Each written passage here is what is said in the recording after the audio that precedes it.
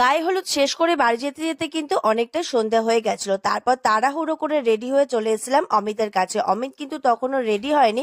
আমরা এসে কিন্তু ওকে রেডি করিয়ে দিয়েছিলাম। এরপরও বিয়ে করতে যাবে বলে কাকিমা কিন্তু বরণ করে নিয়েছিল। তারপরে ওর গাড়িও চলে এসেছিল আর এখানে ফটোশুট চলছিল।